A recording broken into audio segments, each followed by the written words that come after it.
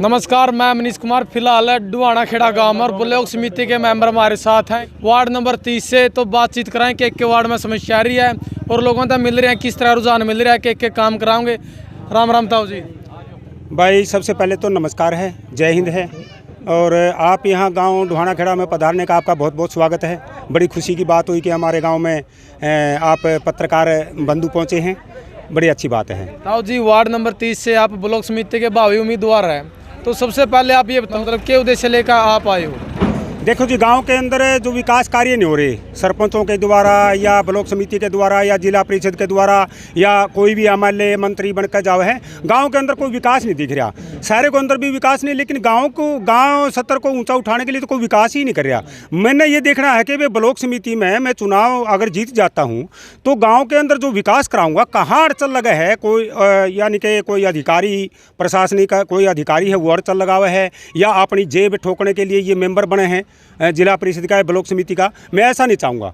मैं तो एक ऐसा है कि हमारे देश के लिए अगर इस गांव से मैं कोई मुहिम उठाऊंगा सफाई के में या पानी की व्यवस्था का बारे में, या किसी गरीब की कॉलोनी बनानी है, गरीब के पशु बाड़े बनाने हैं जो पात्र परिवार हैं, या किसी के मनरेगा में काम दिवाना है, उनके काम के लिए गरीब किसान के लिए कोई लोन उपलब्ध करवाना है, मतलब इसी तरह से कोई यंत्र दिवाना है गरीब किसान को, या उसकी फसल मारी गई है उसको सही मुआवजा दिवाना है। ये लड़ाइयाँ हम बार बार लड़ते भी रहे हैं और आगे भी लड़ते रहेंगे।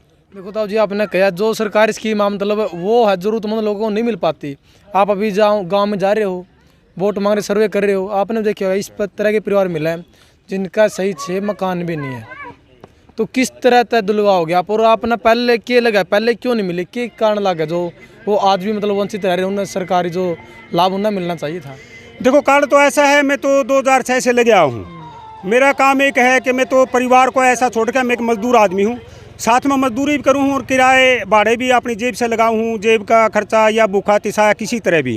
किसान आंदोलन में भी इसी तरह से मैं रहा हूँ सक्रिय, 1.5 साल लगातार चलिया हूँ। और मजदूरों के बीच में भी मैं हमेशा लड़ाई लड़ता रहा हूँ। और लड़ाई यही है कि भाई जो भी प्रशासनिक अधिकारी हैं उनसे हम गुहार लगावा है कि भाई इसको कॉलोनी, ये पात्र परिवार है, इसको कॉलोनी दी जाए, इसको पशुबाड़ा दिया जाए, इसका तुक्के लग रहे हैं। बहुत सारे गरीब आदमी हैं अपना। पहले तो सरकार पहले कांग्रेस की थी 13 में, जब भी मतलब कह दिया भाई कॉलोनी मिलेगी, उनके आज तक भी पूरे मकान नहीं, उन्हें तो कर्जे उठा उठा कर मकान बना लिए। किसी का लिपाई नहीं है, किसी का लैट्रिन बाथरूम नहीं है, बुरी हालत है। मतलब गाँव में मैं जाऊँ हूँ और मेरा भतीजा है जो जिला परिषद में, मैं तो उसको भी यही कहूँगा अगर वो काम नहीं करेगा तो मैं उसके खिलाफ भी खड़ा हूँगा। हाँ तो ताऊ जी, कौन से आपके वार्ड में कौन से वार्ड आओ गाँव के। मेरे वार्ड में मांगलपुर गांव आवे है और डुआना खेड़ा गांव है। मैं अपने यहाँ पे अपने ही तरफ से मैं सर्वे करूंगा जाकर के गरीब किसानों का और मजदूरों का। मजदूरों की बस्ती में जाऊंगा और गरीब किसानों की बस्ती में जाऊंगा और सर्वे करूंगा, और उस सर्वे को सरकार के सामने रखूंगा। ये मैं सर्वे करके ले आया हूँ। किसी के पीले राशन कार्ड है वो वंचित रह रहे हैं, किसी के पास मकान नहीं है वो वंचित रह रहे हैं, किसी को पशु बाड़े की जरूरत है और वो गरीब आदमी है वो वंचित रह रहे हैं। तो मैं वो लेकर जाऊँगा सरकार के सामने और प्रशासन अधिकारियों के सामने।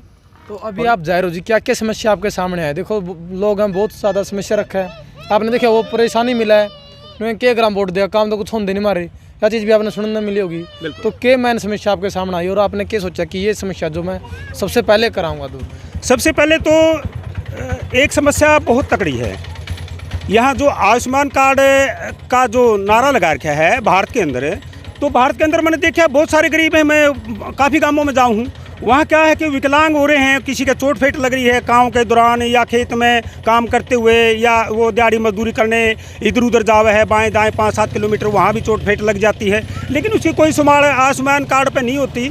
वो वहाँ किसी महंगे में वो इलाज नहीं करवा सकता। बहुत सारे ऐसे मरीज मिले हैं जो तड़पे हैं आज भी, और सरकार उनकी कोई सुध नहीं ले रही, ना कोई एमएलए सुध ले रहा, ना कोई सरपंच सुध ले रहा। ऐसे काम है, इस मैं तो नहीं बनने दूंगा। मेरे इसमें 2 गांव में जो मेरे इसमें ब्लॉक समिति माव हैं 2 गांव, मैं तो नहीं बनने दूंगा। ब्लॉक समिति में जो आपके अंडर में जो हॉस्पिटल आवा या फिर पशुओं का हॉस्पिटल आवा, उसमें किस तरह व्यवस्था है और आप किस तरह करवाओगे। पशुओं का हॉस्पिटल है, उसमें व्यवस्था सही है और दवाई भी सही आवे हैं। और मैं पूछूंगा गांव वालों से भाई कोई समस्या, पशु अस्पताल में जाकर पूछूंगा भाई अगर कोई दवाई की टिक्के की कोई समस्या है, जिस तरह से पशुओं में नस्ल सुधारने की कोई ऐसा कोई टिक्का बना सरकार ने बना रखा है वो उपलब्ध करवाने की पूरी जोर कोशिश करूंगा मैं। और पशु ये जो अपने आदमिया का जो अस्पताल है, भाई जनता का जो अस्पताल है, उसके लिए भी मैं प्रयास करूंगा कि कौन सी दवाई उपलब्ध होनी चाहिए। यहाँ छोटा अस्पताल है और बड़ा हमारा दुर्जन पर लगा है, तो वहाँ भी मैं कोशिश करूंगा कि कौन सी दवाई से वंचित है ताकि गरीब आदमी अपना फ्री में इलाज करवा सके। तो लोगों को किस तरह से जागरूक करेंगे सर आप, जैसे कि जो भी स्कीम है उनका वो लाभ ले इसका? हाँ, तो मैं अगर कोई अधिकारी में अगर लेके चला गया, यहाँ से सर्वे करके ले गया, किसी भी बीमारी के बारे में लेके चला गया, किसी की और समस्या के बारे में लेके गया, अगर प्रशासनिक अधिकारी मेरा 1 हफ्ता में या 15 दिन के अंदर समाधान तो करते हैं उसका, ठीक है, नहीं तो फिर मैं दोनों गाँव से अपनी ट्रैली भरूंगा और वहाँ जिंदाबाद मुर्दाबाद करूँगा और प्रशासन को मजबूर करूँगा, सरकार को मजबूर करूँगा। बिल्कुल, ये मेरी रणनीति होगी। जन कल्याणकारी योजनाओं से लाभ क्यों नहीं मिलता? वैसे तो नाम लिख दिया जन कल्याणकारी योजना, मनरेगा के अंदर देख लो 100 दिन का ठप्पा लग रहा है, लेकिन 20 दिन भी काम नहीं मिलता। अगर सर्वे करोगे तो सारा हरियाणा का 20 दिन भी, और 6 महीने 3 साल हो गया हमारे को मजदूरी नहीं मिली है, मनरेगा की मजदूरी अभी भी। और वो पैसा कहाँ जा रहा है? हमारे को ब्याज समेत मिलना चाहिए। 315 हमारी मजदूरी है। कई बार हमने कह चुके हैं कि 800 रुपये मजदूरी कम से कम मनरेगा की जाए, लेकिन सरकार कर नहीं रही है। 200 दिन साल में दिए जाएं कि मजदूर के पास काम नहीं है, बेरोजगारी बहुत ज़्यादा है, युवा बेरोजगार हैं, जो गाँव के अंदर पढ़े लिखे हैं, उनका रोजगार उपलब्ध कराया जाए। मेरी तो यही सोच है। और मैं मेरे उस पर जो मेरा ये 2 गांव हैं ब्लॉक समिति के 30 वार्ड से, मैं नौजवानों को तैयार करूंगा कि आप रोज़गार की मांग कीजिए सरकार से, और मैं भी आपके साथ हूं। सर आपने मनरेगा की बात करी है, तो क्यों नहीं चल रहा? मतलब सरपंच की कमी मानो या ऊपर सिस्टम की कमी है?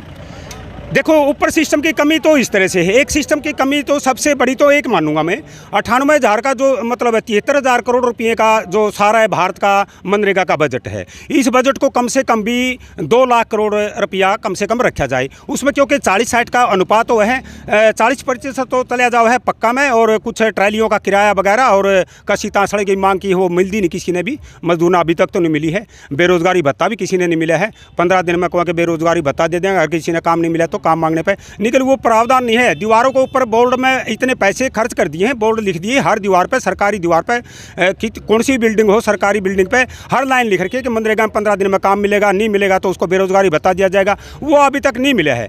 हमारे साथियों ने, हमारी यूनियन है मनरेगा मजदूर 1943, उन्हें मनरेगा यूनियन ने कोशिश करी और केस लड़ा, लोकपाल के यहाँ केस डाला, कुरुक्षेत्र के साथियों ने, हमारे साथियों ने केस लड़कर वो 43,000 रुपये बड़ी मुश्किल से लिए हैं। ये पीछे की बात। आपका चुनाव चिन्ह और नाम क्या है? मेरा नाम दिलबाग सिंह, ढुहाना खेड़ा, और वार्ड नंबर मेरा 30 है। चुनाव चिन्ह मेरा बरगद का पेड़ है।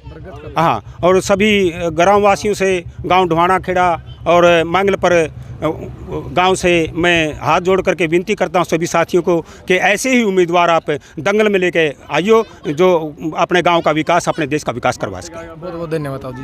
देखो ताऊ जी के विचार सुने आपने, दिलबाग सिंह और ब्लॉक समिति के वार्ड नंबर साथियों 30 से उम्मीदवार है। तो साथियों अपना विचार कैसे लगे अपनी राय कमेंट बॉक्स में देनी है, और इस वीडियो को ज़्यादा से ज़्यादा शेयर करना। ओके दोस्तों, मिलना नेक्स्ट वीडियो में।